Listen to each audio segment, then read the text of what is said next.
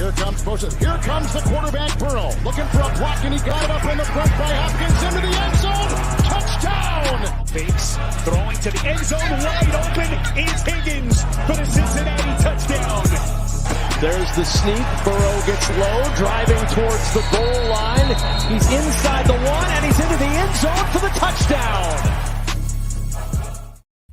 Welcome to New Stripe City, a YouTube channel for diehard Bengals fans. I'm your host, Ace Boogie. I got a special guest joining us here today, my man Eric Robinson from the Falcoholic. Eric, what's going on, bro? Nothing much, man. I'm counting down the days till draft day, man.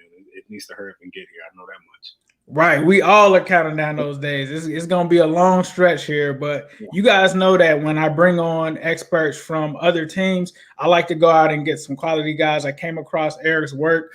Really love to get the insight from the Falcons perspective because obviously they're picking before us at number 4. But before we really get into the draft, can you explain, I guess, the Falcons offseason? Because you had a lot of changes, especially with a new coaching staff coming in. You got Matt Ryan, who people are possibly debating on going with a new quarterback versus him. You got Julio Jones, who I feel is forever entangled with AJ Green. Like that's just something that was synonymous. Obviously, we moved on from him. But can you just give us, I guess, your view of the offseason and where this team is headed in the future? For the most part, it's going according to plan. Like, coming into this offseason, everybody knew that the Falcons were pretty much, strapped for cash when it comes to their cap space and free agency money and things of that nature. But for the most part, I think they've done okay as far as filling the depth on the back end of the roster of certain positions. And I think what they've done so far in free agency gives them a little bit more flexibility on draft day. It allows them to not necessarily go for needs, but, really apply that BPA outlook that Terry Fontenot said he wanted to have. A lot of people didn't expect a splashy free agency. Of course, they didn't have the money to do so. Getting Mike Davis was probably the biggest signing of the all season for him. But I like I said, so far, I think it's going according to plan. What does surprise me, however, though, is the fact that they really, with the veterans that they have in place, Matt Ryan, Julio Jones, Grady Jarrett, Deion Jones, they really only touched 2 of those contracts. I felt coming into the offseason that they were going to restructure pretty much those 4 guys and probably Jake Matthews just to give them $50 million to play with. They didn't. So it's interesting. But that's part of Fontenot's strategic plan as far as not trying to just push those bad salary cap days down the line. He wants to try. And to me, from afar, it looks like they want to have a blueprint in place for the future for 2022 going forward. And they started this offseason by not really, touching those contracts, touching those deals. No, that's interesting. So one of the guys that we actually signed as the Bengals in free agency, which was somewhat surprising to me, was Ricardo Allen. Obviously, you're more familiar with him than we are. It seems that we brought him in to be a backup safety corner. Could you just give Bengals fans, I guess, your perspective on Ricardo Allen? He's going to have one of the best football IQs on the field, regardless, if it's offense or defense, it doesn't matter. That guy knows football like the back of his hand. A lot of times during interviews when he was in Atlanta, he expressed, post-career, he expressed that he wanted to be an offensive coordinator at some point. So that tells you that, you got a free safety that's sitting back there that truly studies offenses and knows the game inside and out. Don't expect him to be the most athletic guy. He's not the fastest guy. He doesn't have the greatest instincts in the world. But again, he's going to be one of the smartest players on the field. And I think his presence on that back end, it adds a coach on the field at the same time. No, that sounds great. Shifting gears to the draft. You kind of said that the Falcons are in a BPA kind of mode. Obviously, we just saw the Sam Darnold trade happen today. And we saw another trade before that with the 49ers. And it put the Panthers in a weird position, right? Because they couldn't trade up with you guys. There was no way that you were going to trade with a division rival. And if you were, obviously that would be super taxing on that. But just what are your thoughts for like the Falcons going into this draft? I know you said BPA, but who are some of the targets that you see them going for, and who do you generally, like, your gut tells you this could be the scenario or the player that we would pick at number 5? My gut is telling me quarterback. And it may not be my top preference. Of course, my top preference is probably to trade back. But as you can tell, those options are getting pretty limited by the day. So if they are sitting at 4, I honestly believe it's a coin toss between quarterback and Kyle Pitts. And I think it's probably going to lead in the direction of Kyle Pitts, of a quarterback. I'm sorry. So Justin Fields, Trey Lance, those 2 guys come to mind, depending on what San Francisco does at 3. And it's looking like they're going Mac Jones, man. I can't believe I'm saying that. They traded future first for a guy that probably would have been there at 12, to be quite honest with you. But depending on what they do there, they may have their choice between Fields and Lance, and I think it's probably going to come down to one of those 2 guys. Now, I think it's a smart move. While it's not my top preference, the fact that you have a 35-year-old quarterback who's going to be 36 when the season starts, he's aging. He's not regressing, but you don't – right now he's the only quarterback on the roster, and you don't know when Father Time is going to hit. You don't know when that wall is going to hit for aging quarterbacks. You can look at Drew Brees, for example. Let's be quite honest here. He's been declining for about 3 years. Right. And they didn't really prepare themselves for post Drew Brees, because if you go back to that 2017 draft, what was the big rumor about them then? That they were interested in Lamar Jackson. Now, we look back at it and you think like, man, what if they would have taken that? They would have had a better contingency plan in place right now, but they don't. And I just don't want the Falcons to fall into that situation, because, again, we never know when Father Time is going to hit. So I think it's wise to go in that direction and take a QB and prepare themselves for the post-Matt Ryan era. So it seems like there's a ton of drama right now surrounding Justin Fields, and a lot of Bengals fans are Ohio State fans, so they're pro Fields. Right. Do you think that Fields is going to be that guy that's available? And if you had to choose between him and Trey Lance, who I actually kind of like Trey Lance, he's kind of my sleeper in this draft, which between those 2 guys would you want the Falcons to pick? It's interesting because Matt Ryan's contract was restructured this offseason. There's a good chance, of course, he's going to be here for 2021, but there's a decent chance he may be here for 2022. So that tells me, logically, it's probably better to take Trey Lance, who out of the 2 is more likely to have the more, development time. I think right now, honestly, depending on the system and the team, I think Justin Fields can be a starter week 1. I can't say the same thing for Trey Lance. So I think it's the better situation. You take a guy like Lance who does need to sit, he does need to develop, and that is the situation right here where he can prosper. He can sit behind a former, in a league MVP and grow. So I prefer my favorite out of the 2, Justin Fields, man. So for the Bengals, there's been a civil war brewing. Me and my co-host Zim, we host a podcast underneath Cincy Jungle. We had a civil war last week because Bengal fans, we want Penei Sewell or we want Jamar Chase. Do you think there's a chance that the Falcons would actually even entertain Penei or Jamar Chase, or do you think it's just straight up quarterback or Kyle Pitts? I think they'll entertain Sewell.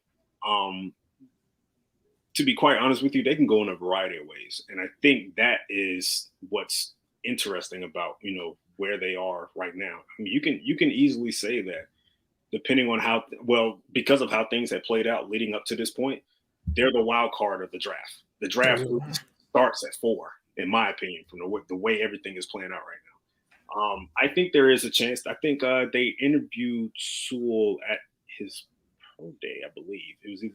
I think it was at his pro day, yeah. So they'll entertain him.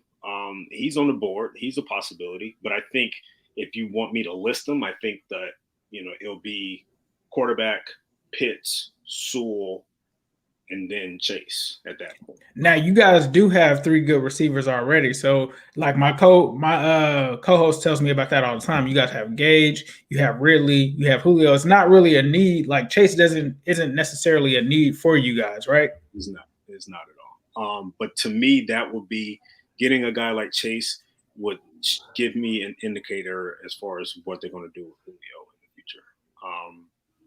I think that's the least likely of the 4 options that they may go, but I think it's on the table, to be quite honest with you. But if the draft was tonight and they're sitting at 4, is like I said, it probably will come down between either a quarterback or Kyle Pitts. Oh, that sounds great. And this is why we brought Eric on. Eric, please let people know where they can find your stuff. Yeah, you can find me on Twitter at _Eric_Robinson. A writer for the Falcoholic, as you mentioned. But we right now I got a bunch of scouting reports out touching on certain players. A lot of the guys that they're probably looking at maybe in the second round range. But yeah, so that's where you can find me, giving off my draft takes on a daily basis. All right, we got to get one of these takes for Who Dey Nation. If you had to pick between Penei Sewell, Kyle Pitts, and Jamar Chase, who are you picking? Pitts. Pitts? Yeah. Pitts gang. He's Pitts gang. Okay. Like I know the whole dynamic with Burrow and Chase is intriguing. I get it. Those guys had, they set records at LSU when they were playing together. But what Pitts brings to the table, that is really a rarity. Now, if the Falcons took Pitts at 4, I wouldn't be discouraged at all. I'll completely understand it. But I think he's setting a different pedestal for tight ends now. We've seen it in recent years with George Kittle and Travis Kelce, but those guys are in that 250, 260-pound range that are still athletic. They're just huge tight ends. This guy is literally 6'6", 240. I mean, that's almost the same size as Calvin Johnson when he came out several years back. So I think he's setting that pedestal a little bit when it comes to tight ends. I think he's going to break that barrier a little bit. And he's a rare find. So I think having him on the field would really open up things for Joe Burrow and that offense in Cincinnati. But I'm pretty sure you want to protect Joe Burrow. I hate to see what he went through in his rookie year, man. He really got beat to hell. So I'm pretty sure your preference at this point is Sewell, right? So my preference is in this order. It's Sewell, number 1, then it's Pitts, then it's Chase. And I remember coming on here probably about 2 months ago saying Chase. And this is before everybody jumped on. I mean, not Chase, but saying Pitts. And this is before everybody jumped on him. So they were killing me in the comments. They were like, tight end at 5, there's no way. And, we get one of these guys every single year. And I was like, nah, man, Pitts is different. And I think what you spoke to is he's 6'6", 240. He can line up at receiver. Any defense is going to have to game plan for him. As soon as he lines up at tight end or wide receiver, wherever, he's just going to have to be dealt with. Like, you can't blitz against him. And that was one of the things that I felt like Pitts is kind of a middle ground between Penei and Chase, because with Chase, you want an ultimate weapon that can be a threat to the defense. And you're going to get that with Kyle Pitts, but then you're also going to get kind of the Penei factor where he affects the defense, where they can't blitz their linebackers because you're just going to hit him right up the seam every single time on a hot read. Right. That takes his presence on the field is going to take a defender out the box for Joe Burrow. Right. Like you pointed out, it's going to prevent defenses from blitzing Burrow at a decent rate because of that fact, because he's out there on the field. You can line him up. You can line him at X receiver, a 6'6" tight end, at X receiver, man. Like you don't really see that. You can line him up pretty much anywhere, and he's a decent blocker. He's not the greatest blocker in the world, right? He's good enough to get by. But yeah, I would in a division like that with the type of linebackers that you guys see often, the type of secondaries that you guys see often, I will want to have a true wild card on the field, a true X factor, man. Pitts will bring that. Definitely. I appreciate that, man. So you guys listening, y'all heard what Eric Robinson said. He's not a Bengals fan or anything. He's on the Pitts gang as well. Well, Eric, we truly appreciate it. Thank you for coming on. We truly appreciate that. And maybe we can link up in the future. We'd love to have you back on. But appreciate you for coming on, bro. Yes, sir. Appreciate it. Take it easy. All right, you guys, that was Eric Robinson. You guys are listening to New Stripe City. If you're new here, please feel free to hit that subscribe button. We do a lot of interviews here. We do a lot of mock drafts, all kind of things. And we got about 50 of you guys, or 50% of you guys subscribed. But if you do subscribe and share this on social media, we will make sure that that enters you into a contest to get a jersey of your liking. You're talking about once we get to 15,000. So we're at about 8,000 now. But even if you're not a Bengals fan, if you're a Falcons fan watching this, if you need us to get you a new Kyle Pitts jersey, we'll see. We'll see what happens. Or even if it's a Trey Lance jersey, we'll hook you up. But let me know what you guys think in the comments. I think that Eric has some great things to say about the Falcons, and I think that we have some real insight on what they could do. And I have to agree with him. I think the draft starts at number 4, and that was one of the reasons that we had to bring him on. We got to know what they're doing because they're right in front of us.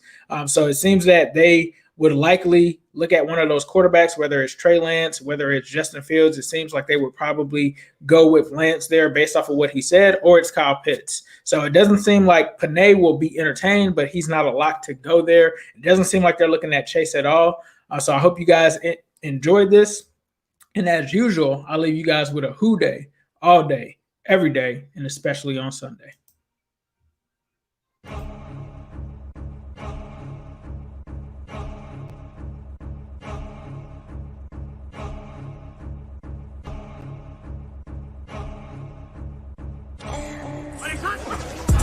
Here comes Moses. Here comes the quarterback, Burrow. Looking for a block, and he got it up in the front by Hopkins into the end zone.